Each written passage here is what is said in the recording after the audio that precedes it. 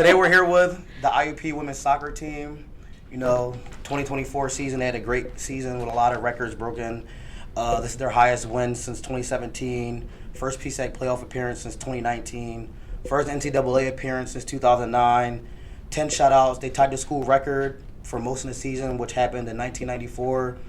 They had a shutout streak of 600-plus minutes, and they only trailed in 3 games, even in the playoff losses. They never trailed for long, and they trailed for a total of 93 minutes and 30 seconds all year. And we're here with Julia, Kristen, Hannah, Mac. So you've had a couple of weeks to process the season. What are memories that'll stick with you and last for as long as you can remember at least? I mean, personally, our NCAA watch party was probably the most gut-wrenching but best moment of our lives. I could not explain how I felt during that entire experience. I would love for everyone to watch that video back and watch a different person That's what I did. I I watched that so many times. What about you? I can't even think. There just was, it was a long season. What were we at, 3.5 months? That's the longest I've ever been in season 4. There's just so many different things. I don't know why this is the one that's sticking out to me right now, but when we were playing cards in West Virginia, and KB was getting so angry that I kept beating her. And I think it's just little memories like that really just, those are going to be the ones that stick with us, not the minutes you played, not the awards that you get. It's going to be who you keep throughout the rest of your life. Yeah, I don't know if I have one specific memory, but I would also piggyback off of that, watching KB crash out at the table ends. Crash out is a great description. Was really, really funny, and it's just stuff like that happens before we step on the field at practice, or Jordy trying to juggle the ball with her butt in warm-ups. That does happen a lot. Stuff like that's what makes it all worth it and fun, but I don't think, and like Kristen said, the watch party and getting the bid, that's huge, and that's stuff for soccer related that'll stick with you, but yeah, the little stuff is funny. Yeah, I just feel I feel everything, at least, on the field kind of blends for me. Mm-hmm. Those memories, whether that's, goal celebrations or, something stupid that somebody did. Or, when I accidentally hit Melody with the ball and she resigned. I felt so guilty. You mean when I whacked Julia in the chest? That was so funny. Bad. You remember more about, almost the traumas than just, or Ange taking me out during practice and we both fell in the corner and we were on the same team. Just stupid stuff. All right, and so we talked with Coach earlier this season, and she said the goal was to finish top 4 in the conference or in the division, and you guys exceeded that expectation. Did you expect to, honestly, go as far as you did? No. I'll be so honest, no. Last year we didn't even make the playoffs. Yeah. So for us to set a goal to say, yeah, we're going to get top 4, we're going to get into the playoffs, I thought that, yes, it was attainable. I didn't think we'd be in the NCAA tournament, though. If you would have asked me that in August, I would have been yeah, that's cool, but how did we get there? No, yeah, I feel that. It's more of what was insight, more realistic to yourself. Yeah, so top 4 was definitely realistic, but then as the season progressed and we hit our first, not national ranking, but when we were even in the conversation, I feel it kind of set into a lot of us, hey, this is actually starting to become a really, legit possibility. Yeah, even the fact that we were, fighting for first place at one point in the conference, that's insane. We even hit first place for a minute there, and that's insane considering we didn't even make it into playoffs the last couple. And we got to host the first round of the tournament too. Yeah, that's always big. I felt too that was a really big we have such a young team, and for Noreen to come in and be this is what we're gonna, I'm Noreen, your team is freshmen and sophomores who half of them don't understand what it takes to be here. Mm-hmm. And I think being here the past 5 years, we've been a point out of it. So it was absolutely attainable, like Julia said, but it was one of those things where you don't realize how far you can actually go until you do it. I think we all collectively kind of sat down, or not sat down, but we were halfway. We physically took a sat in the middle of the field. We were halfway through the season, and we were wait, we're actually in a really, really good spot, and then it's 3 games later we secured our spot, and we secured our playoff spot really early. We still had 4 we had games. 4 games to go, and we were you at least guaranteed top 4. We're in, yeah. So I think we were all really optimistic in the beginning, but it became very much more real as that time kind of went on, for sure. All right, and in this season, you guys were like a real dominant team. I think you've only trailed for 93 minutes in 3 games, and you've played over like 1,750 minutes. So like, is that like a crazy stat to think about? Like, you're rarely ever down until like, it's kind of over. I honestly, like, personally, I didn't even, like, realize that stat till it was, like, said to me. I think, we were, like, on, like, the bus or something, and, like, Freddie said Julie, it. you had mentioned it because Mo did an told interview you. with me for the Penn, and he had called me over Thanksgiving break to run the article, and he said, up until this point, you guys have only trailed for 3 minutes. Yeah. It's like, since your loss to Edinburgh, you've only trailed 3 minutes. And I said, oh, that's crazy. Like, when did that happen? He goes, well, the reason why I'm telling that to you is you broke that streak because we trailed for 3 minutes against Tiffin. We got the equalizer back and then went up to beat them 4-1. That was the only time we trailed the rest of the regular season. Yeah, which was, like, insane. When I heard that, I was like, that's kind of crazy because in the moment, you're not really thinking about that kind of stat. You're just worried about what result came out of it. Yeah. I would agree with that. All right, and then for you, you guys had 10 shutouts this season. You had a shutout streak of 600-plus minutes. Like, that's, like, a lot of consistency. Like, how did you prepare for that? Or to be consistent, like, for so long or so much this season? I mean, I feel like for me personally, it was a big mindset thing. Like, you kind of have to go into every game and be like, no one's scoring on me today. And I feel like having that mentality, and I also had 4 great defenders in front of me that obviously contributed to that as well. But it's my last season, and I didn't want to give anything away that didn't need to happen. So I think I was really I did it for myself, I did it for the people in front of me, but I wanted to finish strong, and I think that put me in a good space mentally to perform to the best of my ability. So. All right, and then for you, like, I mean, you've been here for a while from here to, like, I mean, like, outside of this season, or I would say before this season, like, were there any regrets about not leaving and playing somewhere else instead of, like, the hometown team? Not once. Okay. I mean, going into school, like, I was very much like, do I want to go Division I? Do I want to go D2? Like, where did I want to play? And IUP just ended up being, like, the perfect fit for me, especially with COVID, like, us coming in during COVID, like, just being able to stay at home, and we didn't play our first year, so, but I've never had a single regret, and I would never change, like, my decision about where I ended up. Okay. And then, for you, you scored, like, the goal in the NCAA game, like, within, like, the first, like, 3 minutes or something like that. It was, like, very early, like. And you almost hit me in the back of the head with it. Would you say that's, like, one of the bigger goals in your career, if not the biggest? Yeah, I mean, honestly, I blacked out during the whole thing. Me too, as I'm ducking and feeding for my life. Just because I honestly, like, I kind of was on, like, autopilot, and then I saw the ball go in the back of the net, and I was like, wait a minute, we're, like, up in the NCAA tournament, this is crazy. But, I mean, I would definitely say in terms of stepping up to big moments, absolutely, that is, like, the biggest goal. I mean, on the biggest stage I've ever had the opportunity to play on, but we unfortunately didn't get the result that we wanted to that day, and I would take my goal back any day of the week if it meant that we got to play another game in West Virginia. So can't win them all, but wish we won that one. Environment like that one. Yeah. Last time I talked to you, you said that you could have or would have played lacrosse if you didn't do soccer. So, like, I just want to know, does this validate choosing soccer over lacrosse? Oh, 100%.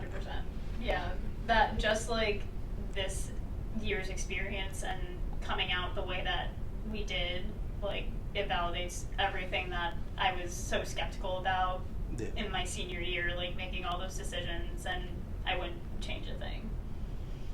I don't feel that. That's respectable. I mean, and then, like, I don't, obviously, like, things happen, but, like, both your losses, PSAC and NCAA, were double overtime losses, 1-2, where you've led or tied most of the game. Like, you guys were in it, and then it, like I said, like, you kind of lost, like, when it was already, once it was over, it was over. So, like, can we talk about that? Like, what was going through your mind? How was that like? Like, not everyone gets the chance to play in those type of environments. I mean, I feel like at the end of the day, you always kind of sit there and be like, what could have we done to make that not happen? And it's hard not to think about situationally, like, oh, if we did this one thing better, maybe that wouldn't have happened, or if we did this one thing earlier in the game, the opportunity never happened, maybe we finished it before it went to overtime.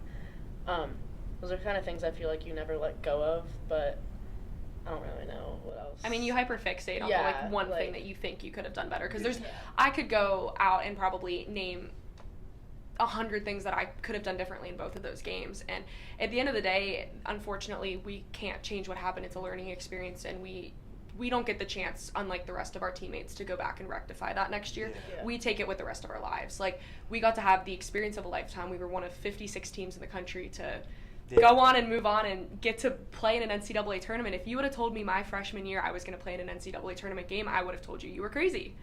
Honestly, because it is just such a hard thing to obtain, whether you're at the Division III level all the way up to the Division I level. I mean, like, especially for you guys, like, obviously I don't know that feeling. Like, I run track, so it's like it's more of like it's more of like a it's on me thing. But like, to be able to like get like a whole group of people on the same page and kind of like click like the way you did, like, especially when you get in those instances where it's one and done, like, and going in every game, and then like obviously like you have to win.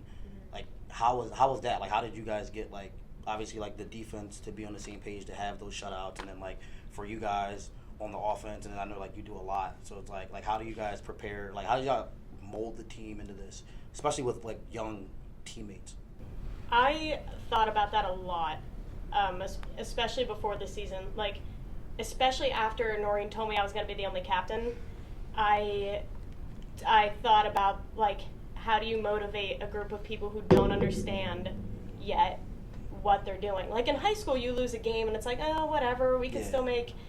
College, it's like every game you play matters. Yeah, because they don't understand, like, point differential and, it doesn't, and those things. It's not the same. And I went in, like, with mindset of, one, relying on these guys, too, but just how, like, just molding everybody to be friends first and to want to be there for each other. Because if you have a group of people who are willing and just devoted to what you're doing and devoted to each other, that's gonna show on the field. And I think our team chemistry was amazing, and I think that's why we were able to go as far as we did with a younger squad. I also think, like, with how just like our class felt about the game and how dedicated we were to the game and how we made it pretty apparent that we wanted to be there and that we wanted to move on, that all the younger players also then played for us, and they knew the stakes that it took to get there, and they wanted to help us achieve the goals that we wanted before we were done, which I think is like a hard thing for younger players to necessarily grasp when they're not in that position. Like, my sophomore year, I'm like, yeah, I have next year. Those seniors, they were done. Like, they that was it. But they also knew their last game was their last game because we didn't make it to playoffs. Yeah. We didn't know what our last game was going to be, so we had to play every game like it was our last. But I think them knowing that we had such high hopes for this team and that we wanted to advance and have our careers go out on such a high note helped the entire chemistry of the team. I think, too, the sophomores really, really stepped up. Oh, yeah. Like, they knew. Like, Emma used to sit, like, Emma went up to me, like, immediately in preseason and goes, I'm giving you your glory season. And she's like, that's what we're calling it. She's like, that's what we're calling it. She called it a revenge tour. A revenge tour is what it was. She called it my glory season, and so the like, revenge tour. They were very much so dedicated right off the bat, and then I think the freshmen came in and saw that everyone was like serious and willing. They to work, bought and they were into it, which I don't think that we had that necessarily last year, just because we had a really young new squad last year too, but we had a different dynamic in the senior class, like with the four of us and then Ange and KB, just making sure that they felt like they were also friends with us off the field. I would go and hang out with any of them at any point, which I feel like I do, and any of us would. And just having that connection with them off the field, just because at the end of the day, only 11 people are on the field at a time. Yeah. We had girls this year that did not touch the field for a singular minute, and they are just as important as somebody who's playing 90. And I think that we made sure that they were valued in the entire process. And they were just as into it as people who were playing 90. Like, it didn't matter. The expectation was set really early. and everyone bought into it. Everyone bought in and committed to it. And they no one rise asked to questions. Everyone rose to the occasion. We didn't have to ask for anything out of anybody. Everyone just did it. Yeah, and that's big because these 4 or 5 years, like they're over fast. They fly by. I know. Like it's like you think it's long, and then like you turn around and then like You blink, it's done. yeah, so Pretty it's like, much. and you're never like as much as you try to mentally prepare to like walk away from like this or like something that you want to do, like you kind of have to like you're never really ready. Like even with just graduating in general, I feel like so. I think like, are you guys ready or now? Like, are you now content with like being able to like step away from this? Like, what's next? It's like limbo. Like, I don't know what to do with myself. I actually, Yeah. well, I thought I was, because I went into every game being like, okay, this could be it. And then as soon as that, like, they scored, and me being like the forward, I had to watch. And like, that was one of the hardest things. I'm like watching it. You saw it happen before it happened. Yeah. As Like, soon as as that soon- girl but got as soon- free and I saw the runner at the top of the box, I I immediately knew. knew that my career was done. I knew it right so then I'm and just there. standing there, and then it's like, You're hopeless. It you're feels like. I'm not ready. I'm like, I Yeah. thought I made my peace with it, but I didn't. And that was a harder pill to swallow for me, to be like, oh man, I'm not actually okay Yeah, yet. like, so sorry, like, I have all the trust in you in the world, but I saw that girl go through and I was like, I mean, oh my it gosh. It was a 1v0. She had an what open was- net on the backside. It's the same thing that happened at Slippery Rock. Like, Yeah. It's what are you Yeah. supposed to do, you know? Right. But And as a forward, like, knowing, like, that's the best situation you can possibly Yeah. be in. Like, Oh, with they did a goalkeeper. great job building that ball up to where it went. Yeah, and, it's just. and they were a talented team. I don't think. Oh my I gosh, think we yeah. definitely had the ability to beat them. Yeah. they were But so I'm not going technical. to discount the fact that they were a solid team too. Yeah. Right. So Soccer, unfortunately, is just a beautifully cruel game. Yeah, and from like we got to hear your point of view. So like, how do you feel? Like you're there, like basically like protecting like the net, and then like you go through that moment. Like what's going through your head? Like especially when you realize you're not gonna get there. Or, Yeah, it's hard. I mean, as a goalkeeper, you're kind of always told you save everything you're supposed to save, and then you save that 10% of things that you're not supposed to get to. And so, like, in those situations, again, like, it's whether or not the forward can place the ball. Like, you can't do much but make yourself as big as possible Yeah. and make their life as sell difficult. into it. Yeah. Like, it's the only thing you can do. And that the angle that they had was such a difficult angle anyways, because they can go either back post or near post, and it's just like you kind of have to go with what cards you're dealt. But no, it's hard because you also know as a goalkeeper the second that the shot comes off, if you're there or not, like before the ball even, like as soon as it leaves their foot, you know. And it's hard. I mean, And both of them were at such close range too. It's impossible to try to even make a reaction. and save that's on something that I'll probably take with me is like, if I took a half a step more over, would I have been there? And it's like that's the type of situation stuff that you live with as a goalkeeper, and by far one of the most like mentally challenging positions there is, because you can't let that stuff get to you because it doesn't define you as your season or a player. But it's hard. Yeah. Like I there's no other way understand to that. put I it. understand Those moments are almost worse for me. Like Yeah. when I watch you being in a situation like that, because my only thought going into games is I have to score more than Mac has to save. Like, no, that's like literally my thought. It's like, if I put this in the back of the net, that's what, like, that makes things easier for her. So when I go into games and maybe that shot doesn't come off right, or it doesn't go in, or the keeper pulls off one of those amazing saves that you're like, I thought that was going in, and maybe that's the only opportunity you have. It's like, what like, more could you have done? could I have hit that differently? Could I have taken another step? Because then it feels like for you, I put you in that position. You know, like I understand that. we mirror each other. And obviously that's like not what it is at all. But No, Yeah, because I mean, there's another everyone- 9 other players on the but- field that the ball yeah. has to get through before it even Everyone- reaches you. I know for our team specifically, I mean, it's like that for a lot of teams that are so close knit. Everyone carries the emotional burden of the player next to them, so it's like it's just as hard for every person on the field as it is for the person in that situation. Yeah. So Because, That's like, a good way to even put it. in like my position, it's like what decision could you have made differently? Like, do you cross that ball? Do you shoot that ball? Like, what is the best decision? Sometimes it's a 50-50 and you made the wrong choice. well, and then you're like, if I made that tackle all the way up the field, maybe that ball never got Gets down. through. Exactly. Yeah. It's like little things like that you could make 10, not necessarily mistakes, but mistakes that maybe could have changed the outcome of something else. Yeah. but you can not really change anything that you do. It's just something you have to live with.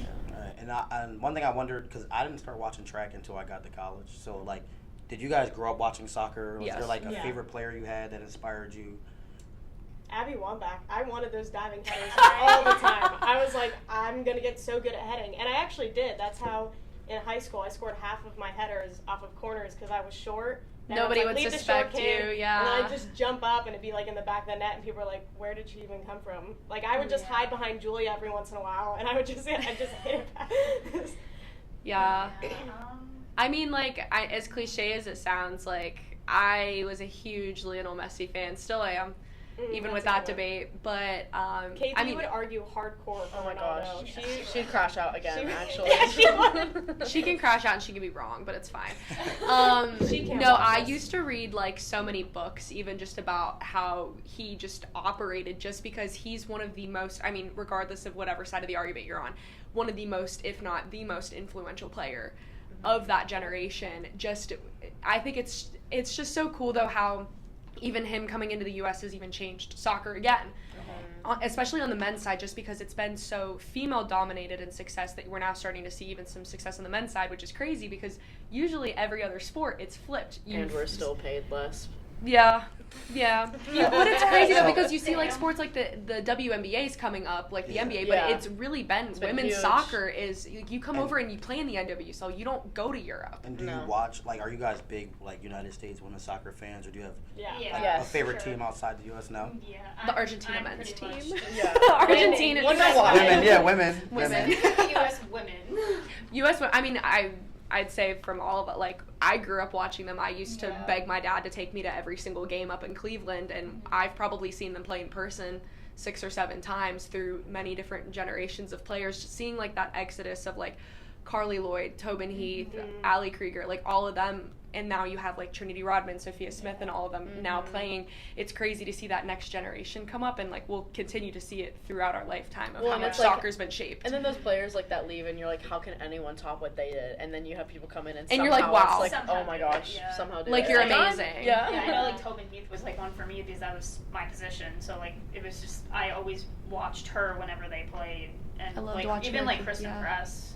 Like, huge. Even to go further back, like Shannon Box, I used to love watching her play. There's so many names. Becky Sauerbrunn. Loved Hope Solo before everything happened. Honestly, Before she became the She was epitome so of a impressive. crash out, she was a phenomenal goalkeeper. She's still probably the best goalkeeper to go through the U.S. How long does soccer careers last, like pros? Like, I don't. Was it like wouldn't know. 35, and then you start getting old? Yeah. Kind It of. really depends because you have some players like Becky Sauerbrunn that played into their 40s, and then you have some people that will be done as early 20s just because of how injuries, or especially because there's a huge issue in women's sports with ACLs. Yeah. It's horrible. So I'm a big basketball guy. Is she like the LeBron of soccer? Like, is she like one of the older, like, playing players, or older, like, players that play Mia into like an Hamm. older Mia age? Hamm. Mia Hamm, she look, played just well. I thinking actually like read her book. influential. I feel like Carly Lloyd's another one. I think she yeah. played till she was 36 or 37. How old was Megan Rapinoe? Abby, She was old too. She was 38. Yeah. 38 maybe. Late 30s though. Christine Sinclair, she was up there. yeah. So another Marta? thing I wonder. Marta is old. Marta's been to 6 Olympics, I think. Yeah. That's insane. Queen. From Brazil. She's actually that's a long insane. time. Yeah. Yeah. Another thing I wonder was, outside of, like, obviously your own sport, like, I mean, you don't get to watch, but what's your favorite IUP sports team to watch outside of, like, or favorite IUP sports team outside of yourself? Volleyball. Volleyball and basketball. Hands I down really enjoy volleyball. watching basketball. Basketball's so I fun. played. Yeah. It was So fun to that's cool, see too. volleyball. Excuse me. It was fun to see volleyball have their run this year. Yeah. Yeah. Definitely. And to see one of our good friends do. I feel like it's fun to watch, like, any of, like, the sports team, especially when you have friends, like, on the team. Yes. Like, it's just fun seeing your friends achieve goals that you also are trying to achieve at the same time. They were a little younger too, like Yeah. they had a lot of younger people step up. Yeah. That might be like the new method. Maybe it's like older people just gotta go. We gotta get, they gotta replace us. I'm like, My retirement goes crazy. time to filter us. Yeah, now you see a turnaround or something like that once we get out of here. I don't know. Yikes.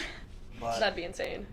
so, like, what advice do you guys have for your, like, teammates that are like the underclassmen to like build off this success, or like find a way to keep this momentum going moving forward now that you guys kind of broke, like, I guess, like, years of, I don't want to call it tradition, but like years of, like, not making the playoffs and not going to NCAA. Like, I mean, take literally every moment you have and make the best of it. Mm-hmm. So, like, even if you don't want to be there that day, make yourself want to be there that day, because you're not going to get those moments back, and, like, it hits you after you're done. You're like, even on the days where I didn't want to go, like, I should have just wanted to go.